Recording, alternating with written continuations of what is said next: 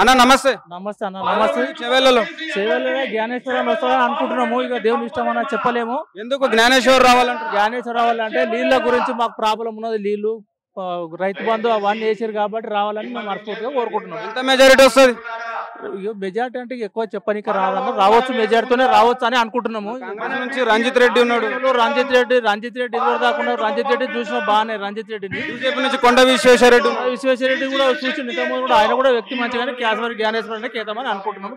మరి తెలంగాణలో 17 ఎంపీ స్థానాల్లో బీఆర్ఎస్ ఎన్ని వస్తాయి? కేసీఆర్ కాంగ్రెస్ వాళ్ళు ఇచ్చిన వాగ్దానాలు ఒక్కటి కూడా లేవు. వాళ్ళు గ్యాస్ అన్నారు, గ్యాస్ లేదు. రైతు బంధు అన్నారు, రైతు బంధు లేదు. రుణమాఫీ అన్నారు, 2 లక్షలు తెచ్చుకోమంటున్నారు. మాఫీ లేవు, అవన్నీ ఏమి మాఫీ లేవు. కాంగ్రెస్ మాటలన్నీ దళాలి మాటలు. తెలంగాణలో 17 ఎంపీ స్థానాలకు టీఆర్ఎస్ ఎన్ని వస్తాయి? 17 ఎంపీ స్థానాల కంటే మనం సర్వే చేయలేము. మాకు అంత సర్వే గురించి మేము వ్యవసాయం చేసుకుంటున్నాము. చెవెళ్ళలో అయితే రావచ్చు అని అనుకుంటున్నాం. మా ఉద్దేశం గ్యాస్ రావచ్చు అని అనుకుంటున్నాం. Thank you.